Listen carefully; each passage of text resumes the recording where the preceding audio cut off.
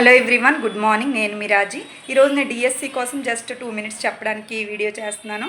అంటే మళ్ళీ మేలో ఎగ్జామ్స్ అనేసి మళ్ళీ షెడ్యూల్ వచ్చింది. రోడ్ మ్యాప్ అనేది రిలీజ్ చేశారు. అలాగే పీడిఎఫ్ లక్ష్మణ్ రావు గారు కూడా చెప్తున్నారు. అసలు ఎందుకు లేట్ అవుతుంది అంటే ఒక ప్రొఫైల్ రిలీజ్ చేశారనమాట. అదేంటంటే జీవో నెంబర్ 117 గురించి ఇష్యూ జరుగుతుంది. అలాగే మనకి టీచర్ ప్రొఫైల్ అనేది అప్డేట్ అవ్వాలి. అంటే ఏ టీచర్ ఏ కండిషన్లో ఉన్నారు, ప్రతి స్కూల్లోనూ ఉంటారు కదా, వాళ్ళు ఆ ప్రమోషన్ లిస్ట్లో ఉన్నారా, సీనియారిటీని బట్టి ప్రమోషన్ లిస్ట్లో ఉన్నారా, లేదంటే ట్రాన్స్ఫర్ లిస్ట్లో ఉన్నారా, 5 ఇయర్స్ అయిన తర్వాత వేరే ప్లేస్కి వెళ్తారు కదా, ట్రాన్స్ఫర్ లిస్ట్లో ఉన్నారా, అది తెలుసుకోవాలి. గవర్నమెంట్కి అనేది ఆ లిస్ట్ తెలియాలన్నమాట. ఇది లిస్ట్ అనేది ప్రొఫైల్ అనేది టీచర్ ప్రొఫైల్ అనేది అప్డేట్ అవ్వాలి. నెక్స్ట్ ప్రమోషన్ షెడ్యూల్ అనేది జరగాలి.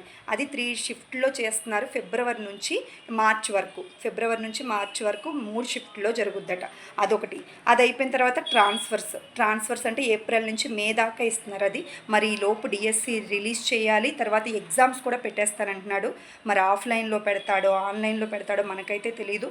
వాళ్ళు ఎలా పెట్టుకున్నా మనం రెడీగా ఉండాలి. ఓకే, సిలబస్ కంప్లీట్ చేసుకుని రివిజన్ చేసుకుని ప్రాక్టీస్ బిట్స్ చేసుకుని మనం సిద్ధంగా ఉంటే వాళ్ళు ఎప్పుడు పెట్టినా మనకు ప్రాబ్లం లేదు. అవునా?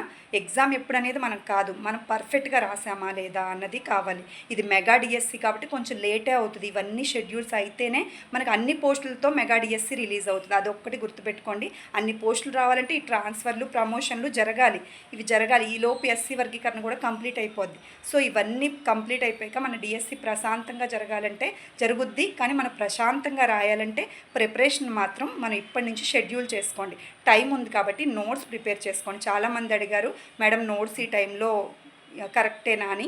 కరెక్టే. ఇప్పటి నుంచి బ్రీఫ్గా రాసుకోండి. ఒక పర్టికల్ టైప్లో చక్కగా నీట్గా రాసుకోండి. అలాగే డివైడ్ చేసుకోండి. ప్రతి సబ్జెక్ట్కి ఒక్కొక్క నోట్స్ పెట్టుకొని నీట్గా రాసుకుని ఇప్పటి నుంచి ప్రిపేర్ అవ్వి అప్పుడు రివిజన్ అనేది అయిపోవాలన్నమాట ఎగ్జామ్ టైంకి. ఓకే, నా ఛానల్ ఫాలో అవుతూ ఉండండి. జీకే కరెంట్ అఫైర్స్ అలాగే సైన్స్ డైలీ పెడతాను.